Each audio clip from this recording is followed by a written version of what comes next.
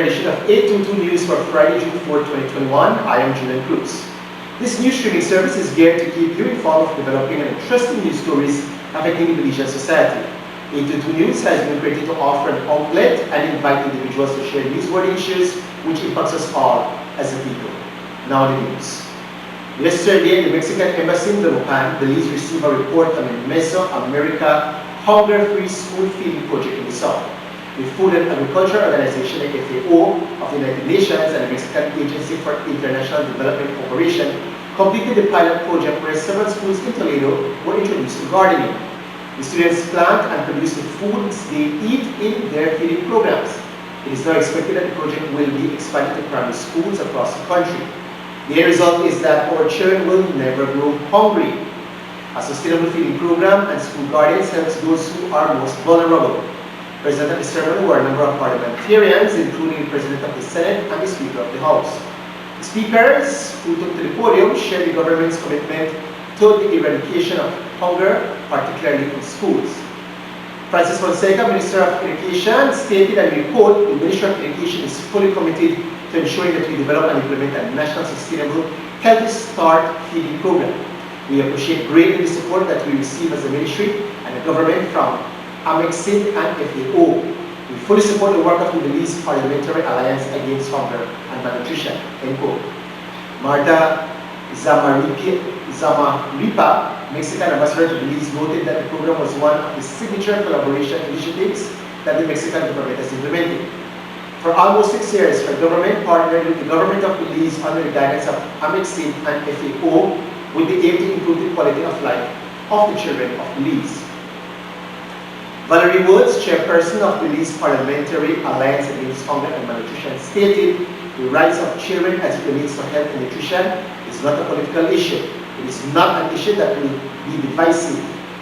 This report will only serve the BPAHM, as we call it, the Belize Parliamentary Front, to look at what worked, what perhaps needed some improvements, so that moving forward, the initiative to eliminate hunger and malnutrition can be enhanced across the country. The Hunger-Free School Feeding Project is expected to be implemented as in-person classes resume fully come late August or early September of this year. Prime Minister John Briceño made an official visit to Guatemala earlier this week from June 1st through to the 3rd. In his statement at the Presidential House, PM Briceño opened by thanking Guatemala's President for the invitation and warm welcome.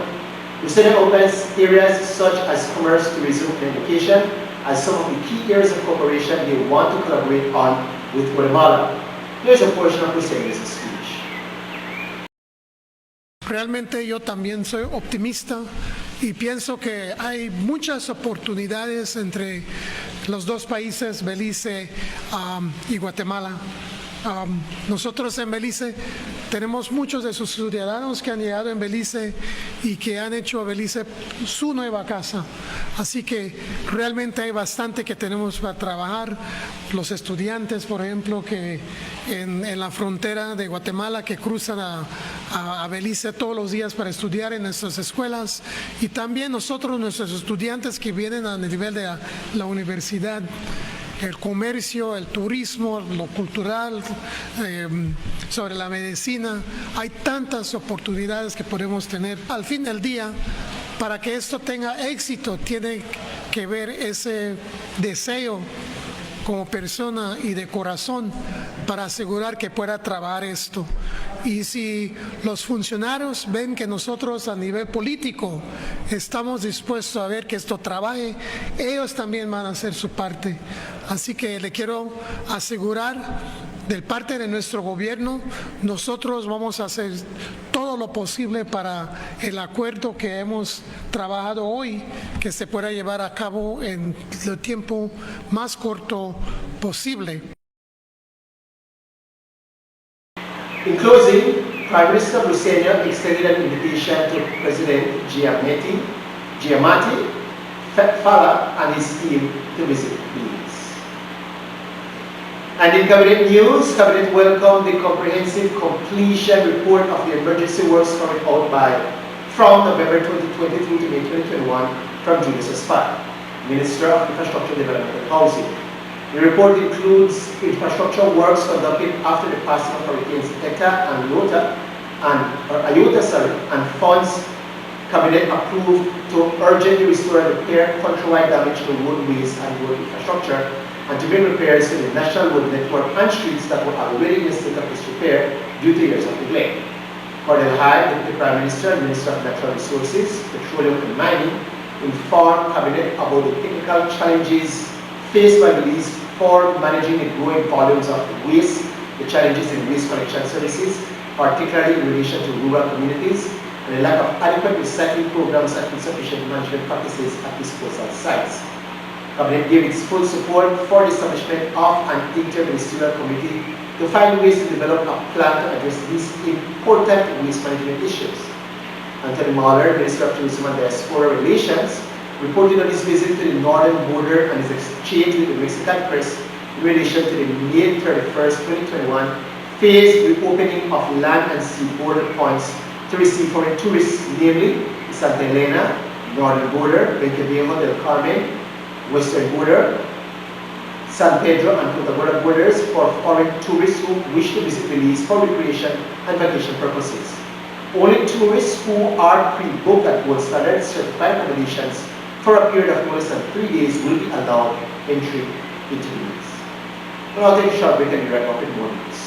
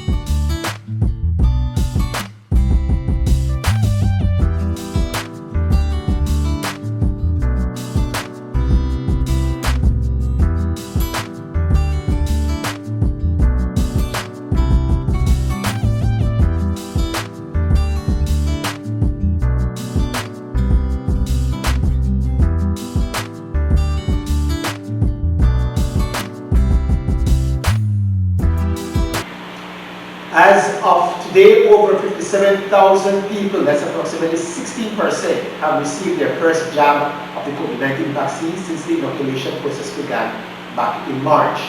That number is up by 14,000 so far, as the second dose is also being administered for the first 3 phases of the rollout exercise. Health and Wellness Minister Michelle Shabat said that another shipment of the Oxford AstraZeneca vaccine from the COVAX facility will arrive in Belize next week.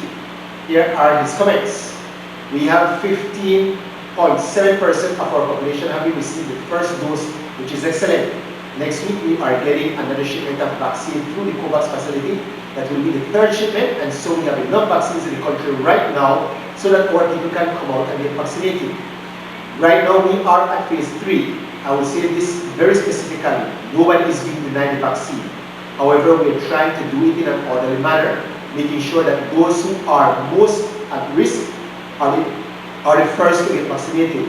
Next week, we are going to be opening our fourth phase, which would include persons who are in the public and private transportation business. You know, we are trying to reopen up our tourism industry, and so that becomes a priority for us, in quote. As you heard, phase 4 vaccinations will begin next week, so get those arms ready to get the jab. Minister Sheban also stated that it is very important that teachers get vaccinated because they are the first line of protection for the children who are expected to return to classrooms for in-person learning come August or September when schools reopen. Here is how he put it. In August, hopefully all our schools will be back to face-to-face class, and so please come out and get vaccinated. There is a lot of fatigue by the general public, but we must continue to adhere to the public health measures. We must continue to wear the masks, we must continue with the social distancing, we must continue with the hand washing.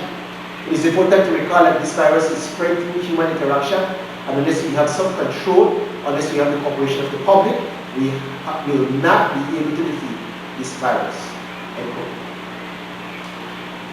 Now, for a more global perspective, the economic crisis caused by the COVID pandemic is expected to contribute to global unemployment of more than 200 million people next year, with women and youth workers worst hit. UN labor experts stated on Wednesday. The International Labour Organization, the ILO, also maintained in a new report that although the world's nations will emerge from the ongoing health crisis, 5 years of progress towards the eradication of working poverty have been undone. Nonetheless, we have gone backwards. We have gone backwards big time, said ILO Director General Guy Ryder. Working poverty is back to 2015 levels. That means that when the 2030 Sustainable Development Agenda was set, we are back to the starting line. The worst affected regions in the first half of 2021 have been Latin America, the Caribbean, Europe, and Central Asia, all victims of uneven recovery. They've seen estimated working hour losses exceed 8% in the first quarter and 6% in the second quarter, far higher than the global average of 4.8 and 4.4% respectively. Women have been hit disproportionately by the crisis, seeing a 5% employment fall in 2020 compared to 3.9% for men. A greater proportion of women also fell out of the labor market, becoming inactive, ILO said, noting that additional domestic responsibilities had resulted from lockdowns which risk a re-traditionalization of gender roles. The most pronounced fall has been in middle-income countries, where the consequences of this delay and disruption to the early labor market experience of young people, and it could last for years. Pandemic-related disruption has also brought catastrophic consequences for the world's 2 billion informal sector workers. Compared to 2019, an additional 108 million workers worldwide are now categorized as poor or extremely poor, meaning that they and their families live on the equivalent of less than $3.20 US per person per day. While signs of economic recovery are appearing as vaccine campaigns are ramped up, the recovery is likely to be uneven and fragile, stated by Ryder. The ILO unveiled its forecast that global unemployment will reach 205 million people in 2022, up from 187 million back in 2019. The Geneva-based organization also projected a job gap increase of 75 million in 2021, which is likely to fall to 23 million in 2022 if the pandemic subsides. The shortfall in employment and working hours comes on top of persistently high pre-crisis levels of unemployment, labor underutilization, and poor working conditions, ILO said in its World Employment and Social Outlook Trends 2021. The report maintained that although global employment recovery should accelerate in the second half of 2021, it will likely be an uneven recovery. Unequal vaccine access is to blame. ILO insisted, in addition to the limited capacity of most developing and emerging economies to support the strong fiscal stimulus measures that have characterized the approach of the world's wealthiest countries to the COVID-induced downturn. So the reality is there can be no real recovery without a recovery of decent jobs. The victim of Tuesday afternoon's fatal road traffic accident involving ACP Aaron Guzman has been identified as 73-year-old American national Bertina Duran Cruz. As was reported at the time, ACP Guzman was driving in the direction of a ridge walk on the Philip Wilson Highway when his SUV and Cruz's car collided. Police say that Cruz was driving in the opposite direction and was attempting to overtake another vehicle. An investigation is currently ongoing. It was confirmed though that blood samples were extracted from ACP Guzman and that he is cooperating with the investigation. According to the Commissioner of Police, Guzman was in Corazon earlier that day on official police business. Now take a break and take a look at the weather forecast.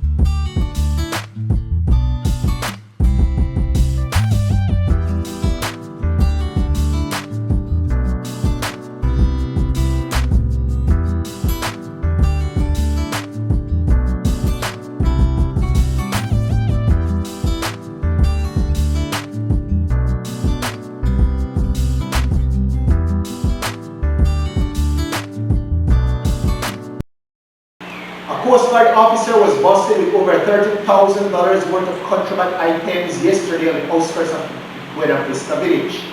On Thursday, June 3rd at around 12:50 p.m., a special police ops team and media personnel were conducting a vehicular checkpoint on the outskirts of the village when they stopped a black Mitsubishi Endeavor that was being driven by 28-year-old Daniel Ack, a Belizean Coast Guard at Sarteneja village in Corozal. He was accompanied by 27-year-old Jamie Cruz, a Belizean domestic of Sarteneja village also. Officers conducted search on the vehicle and found several boxes of bass and salmon fish fillet and jumbo shrimp amounting to almost 700 pounds in total. Both Daniel Ack and Jamie Cruz were unable to produce any legal document for the products. Both of them were detained and escorted to the customs office at the northern border cargo section and handed over to customs officials. They will be criminally charged for having uncustomed goods, which have an estimated value of over $30,000 as calculated by the customs officials. The Fisheries Department was also called in to investigate this matter. Belize Jaguars boarded a bus and left for Nicaragua on Sunday. The Jaguars are hoping to secure a win tonight when they play against Nicaragua in an away match. The Belize national team is participating in the first round of World Cup qualifiers and having lost its inaugural match against Haiti, won convincingly in the second outing against Turks and Caicos a few weeks later, and now they are playing the Nicaragua national selection in this Central American regional tournament.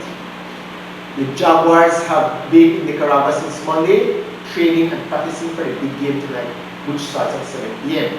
So tune in on TNC or your Facebook stream and give maximum support to our boys. For those of you who have been feeling like Belize is now post-pandemic, today's results say that we still need to exercise caution. On Tuesday, there was an additional COVID-19 related death, bringing Belize's total to 325 since the start of the pandemic 15 months ago. While the figures remain on the lower side, tonight we can report that the Ministry of Health and Wellness has recorded increased hospitalizations.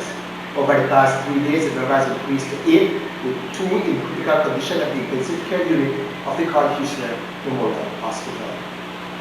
So of course, we must remind you all to keep those masks on and sanitize your hands as much as possible and get your vaccine shot. Let us keep the COVID spread to a minimum, please. For any contributions, comments, concerns, 822 News can be reached through maxstudiobelize@gmail.com or cell number 635-1240. Stand up and speak through Belize. Until next time, have a good night.